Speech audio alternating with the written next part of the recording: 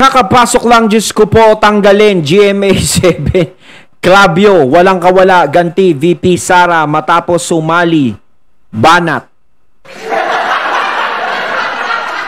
Ayan, syempre, itong balitang ating matutunghayan ngayon ay nagmula kay Banat Kabayan TV. At ilalagay ko sa description box ang link ng channel ni Banat Kabayan TV para maging updated po kayo sa mga balita na kanyang inihahatid sa atin. At syempre, ito po ang inyong lingkod na si BT na magbibigay ng reaksyon at komento dito sa video na ating matutunghayan ngayon. At huwag na natin pagtagalin at sabay-sabay na nating panoorin ang laman ng video na hatid sa atin ni Banat Kabayan TV at bibigyan natin ng reaksyon ng balitang ito. Pasok! Arnold M. Clavio. Capital M. Clavio. Aba? Sumakay na rin po sa bagong banat ng mga nakakaawang tagapagtanggol ng bangag na administrasyon, no? Aba, si Clavio. Clavio. Binigyan ka na ng panibagong buhay para hindi ka na makisaw-saw sa mga wala ka naman. Nagmamalinis ka sa Siminet, no? Siminet. Nagmamalinis ka? Malinis ka bang tao? Clavio? Ano na naman tong issue na to, Sir Arnold Arn. Ikaw bali parang nagkaroon ka ng sakit. Oh, munti ka ng di ba? Alam mo na, munti ka ng di ba? Dapat ikaw ay nagpapakabait na. Kumbaga binigyan ka ng second life, di ba? Dapat mas inaayos mo na yung sarili mo. Hindi yung ganyan. Mamaya bawiin yan. Sige. Ikaw din. Linis ka ba? Alam mo ba na minor de edad si Sara Balabagan? Ay, issue yan. Noong araw. Ngayon, hindi na minor de edad. Pero noong araw na siya at ikaw ay pamilyado. Papaalala lang namin. Umingi ka na ba ng sorry? Mag-sorry ka muna sa ginawa mo sa minor de edad. Ay? Bago ka kakantyawan mo si Sara Duterte dahil nagsalita na siya ng Siminet. Mamaya papaliwanag natin yung Siminet. Unahin na natin. Siminet? Tawa-tawa pa siya eh. Alam ko na ngayon kung bakit hindi ka pa namatay. Ay! Masamanda mo ka eh. Grabe ang hard mo naman, Sir Badong Hard nun. Naawa kami sa iyo. Ako naawa ko diyan eh. 'Di ba? Naawa ko diyan eh kasi biruin mo sa bingit ng kamatayan yung buhok niya pa rin ang iniintindi niya. Lakas mong basag ni Sir Badong. Malinis ka bang tao? Clavio, malinis kang tao? Ngayon, GMA, hindi na ako nagtataka kasi nananawagan pa ako dati. Sabi ko dati, bakit patuloy nyo pa rin tinatangkilik yan si Clavio? Ha? Matapos naming masakse, kilala namin si Sara Balabagan. Kilala namin si Sara Balabagan kung ano nangyari sa kanya, sikat na sikat. Ang hindi namin alam, yung ginawa mo sa kanya. Nung panahon na yun na kami ay humanga dito kay Sara Balabagan. Yung pala, no? Ako wala akong pakialam dyan sa issue niya kay Sara Balabagan. Ang gusto ko na malaman yung Siminet na yun. Hindi, di ba? Pero eto, syempre, pinapakinggan natin kung ano yung ipinaparating dito ni Sir Badong. Pero para sa akin, alabas ako dyan. No, personal na problema ni Arn yan.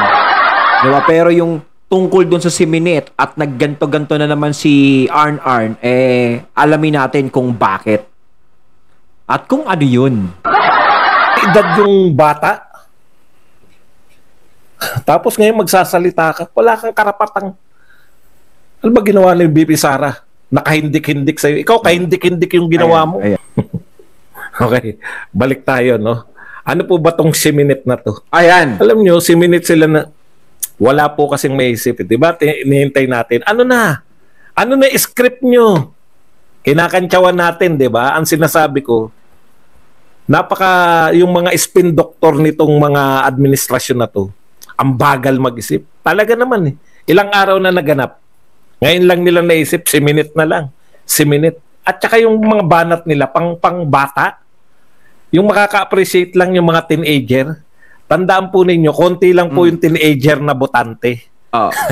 18 at 19. Konting tao lang yan. Sa tingin ninyo ba maunawa, kikiligin pa dyan, ay si minute siya. Mga 30 years old, 40 years old, 50 years old. Sa tingin nyo, click yan, yung paninira nyo na yan. Si minute. Hindi, tsaka yung ginagawa nila kay VP Sarang talagang yan. Wala na yan, gas-gas na yan. Diba? Gas-gas na yan. Dati, oo. Nung wala pang mga social media platform, siguro. Talagang nakikinig pa lang talaga sa mainstream talaga. Doon siguro, pwede nilang mapalabas na ang isang Duterte ay hindi maganda, ganyan-ganyan, may ginagawang ganon. Maaaring ganon. Pero ngayon, hindi eh.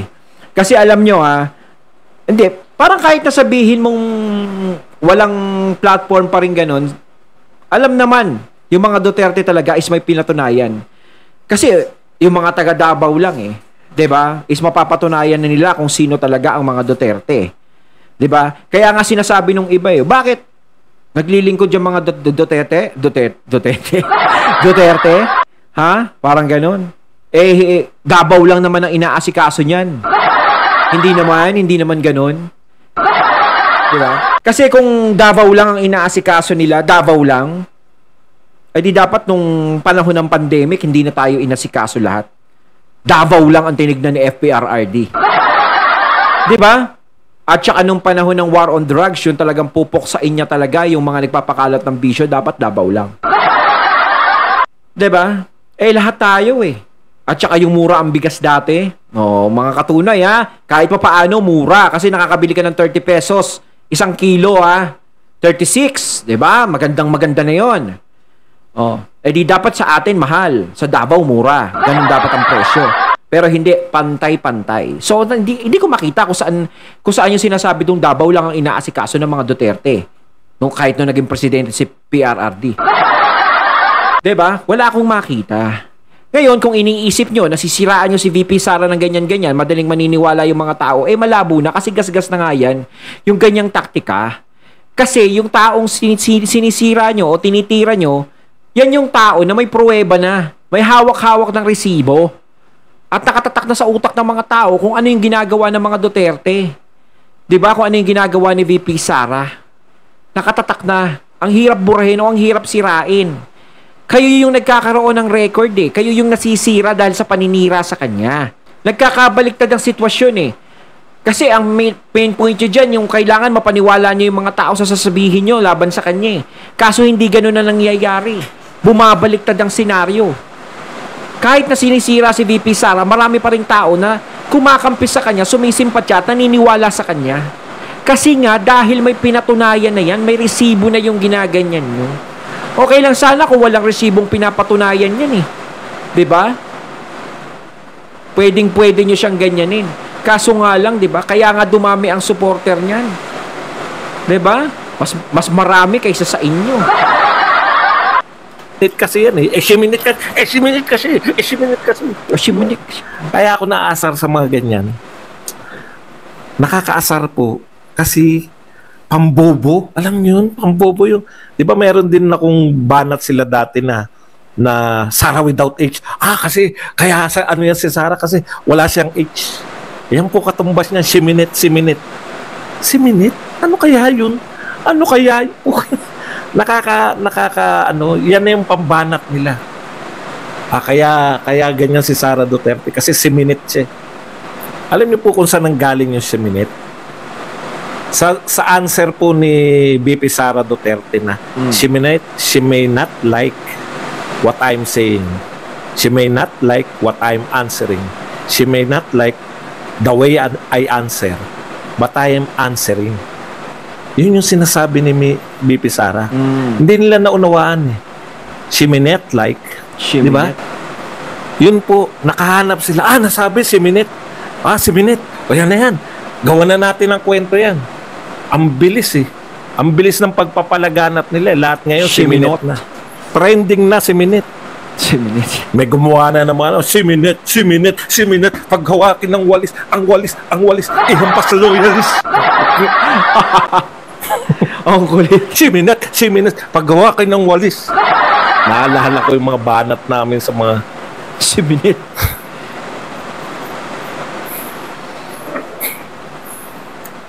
She may not like, no? She may not like.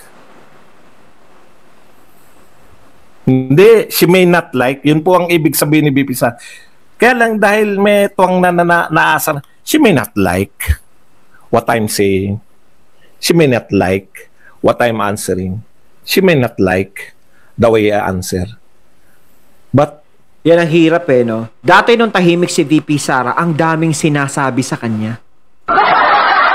Ngayon, nagdidire-diretso na sa pagsasalita si VP Sara. Mas maraming sinasabi sa kanya. Kaya nga hindi mo alam kung saan siya lulugar. Pero mas maganda na rin yung ganito na nagsasalita na si VP Sara. Diba? I'm answering. Yun po yung siminit na nilalabas nila ngayon. Siminit. She may not like. She may not like. Sino po hindi nakakaunawa? Sila. Mahina kasi umintindi. Akala nila, papausuhin nila, oh yan, walang salita, nag-imbento. Tapos binigyan nila ng definition. Ano daw yung definition? Etong mga pasimuno niyan, yung mga kakiraki na yan. Di ba itong kakiraki, ito yung nilantad na nanghihingi ng bayad. Ang mga bayaran kayo. Halatang halata kayo.